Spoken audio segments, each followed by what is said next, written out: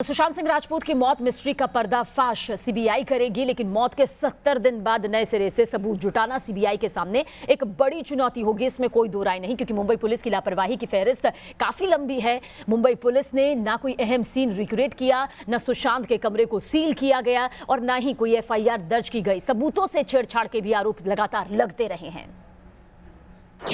CBI सुलझाएगी Sushant की suicide mystery. Sushant case में CBI के सामने चुनौती दोहरी है। एक तो उन्हें इस मामले में मुंबई पुलिस की नाकामियों और उनके असहयोग से जूझना होगा। इसके साथ ही सुशांत सिंह राजपूत केस से जुड़े हर सवाल का जवाब ढूंढने की कोशिश करनी होगी। पूरे मामले में मुंबई पुलिस की लापरवाही की फहरिस्त लंबी है। मुंबई पुलिस ने ना कोई क्राइम सीन रिक्रिएट किया है, ना सुशांत के कमरे को सील किया, ना ही कोई एफआईआर दर्ज की। सबूतों से छेड़छाड़ के भी आरोप है।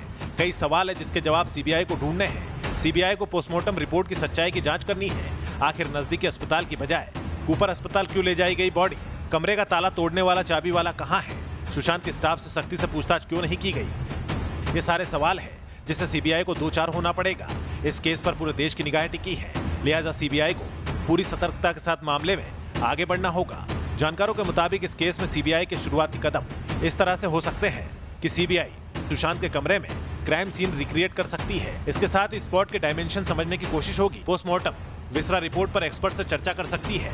विसरा सैंपल दूसरी लैब में जांच के लिए भेजा जा सकता है। मौत के 70 दिन बाद नए सिरे से सबूत जुटाना सीबीआई के सामने बड़ी चुनौती है, लेकिन जानकारों का कहना है कि जिस 4 सदस्यीय टीम को जांच की जिम्मेदारी सौंपी गई है वो इस काम में माहिर है। सच को बेपर्दा करना इन्हें आता है। मुंबई से पंकज मिश्रा के साथ टी न्यूज नेशन।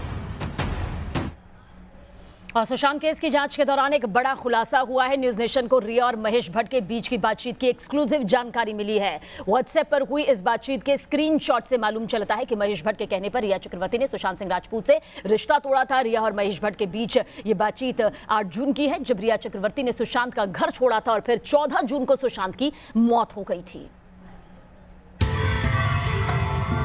सुशांत और रिया के ब्रेकअप से महेश भट्ट का कनेक्शन क्या है?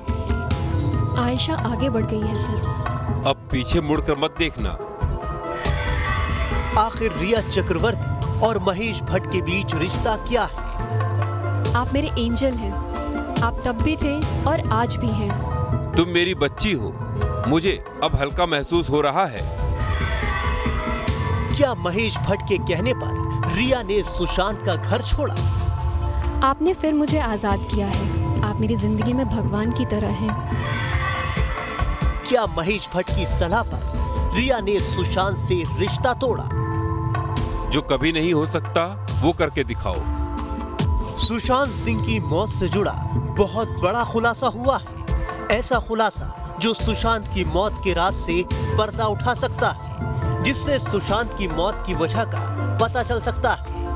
दरअसल सुशांत सुसाइड केस में आरोपी नंबर 1 रिया चक्रवर्ती और फिल्म डायरेक्टर महेश भट्ट की बातचीत के कुछ स्क्रीनशॉट सामने आए हैं। रिया और महेश भट्ट की ये बातचीत 8 जून 2020 की बताई जा रही है, यानी जिस दिन रिया ने सुशांत सिंह का घर छोड़ा था, जब रिया ने सुशांत से रिश्ता तोड़ा था। सबसे पहले आपको दिखाते हैं कि रिया और महेश भट्ट के बीच हुई बातचीत में दोनों ने एक दूसरे से क्या क्या कहा।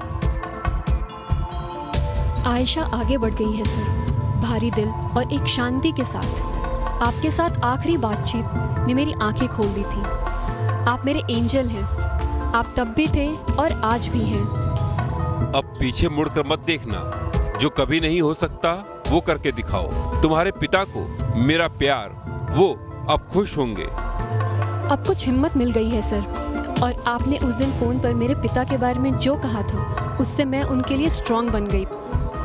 वो भी आपको प्यार भेजते हैं और हमेशा स्पेशल बने रहने के लिए शुक्रिया। आपने फिर मुझे आज़ाद किया है। आप मेरी जिंदगी में भगवान की तरह हैं। तुम मेरी बच्ची हो। मुझे अब हल्का महसूस हो रहा है। मेरे पास आपको कहने के लिए शब्द नहीं है सर। जो भी बेस्ट इमोशन है मैं आपके लिए फील करती हूँ। बहादुर बनने के लिए शुक्रिया।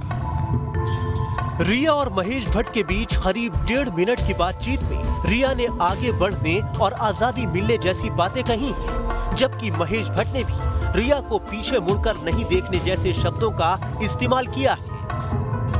इस बातचीत से पता चलता है कि महेश भट्ट के कहने पर ही रिया ने सुशांत से रिश्ता तोड़कर उसका घर छोड़ा और सुशांत सिंह के घर से निकलकर अपने घर जाने के बाद रिया चक्रवर्ती ने महेश भट्ट को शुक्रिया अदा किया।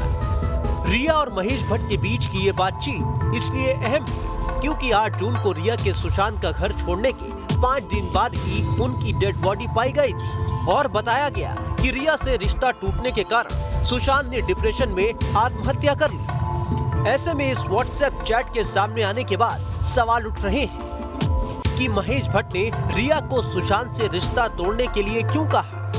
महेश भट्ट ने रिया को सुशांत का घर छोड़ने की सलाह क्यों दी? आखिर महेश भट्ट को सुशांत सिंह से क्या प्रॉब्लम थी? इस व्हाट्सएप चैट के सामने आने के बाद से महेश भट्ट के लिए मुसीबत बढ़ सकती है क्योंकि 27 जुलाई को जब बांद्रा पुलिस स्टेशन में महेश भट्ट से सवाल किया गया था कि क्या आपने रिया को सुशांत से रिश्ता तोड़ने को कहा था, तो महेश भट्ट ने इस आरोप से साफ इनकार कर दिया था। मगर अब ये चैट कुछ और ही कहानी बयां कर रही है। इससे पहले भी रिया और महेश भट्ट की कई तस्वीरें सोशल मीडिया पर वायरल हो चुकी हैं, जिसमें दोनों काफी करीब दिख रहे हैं। हालांकि महेश भट्ट की तरफ से सफाई पेश की गई है कि ये तस्वीरें उनकी प्रोडक्शन की फिल्म जलेबी की शूटिंग के दौरान की हैं। मगर सोशल मीडिया पर इन तस्वीरों को लेकर काफी विवाद हुआ और दोनों के रिश्ते पर सवाल भी उठे।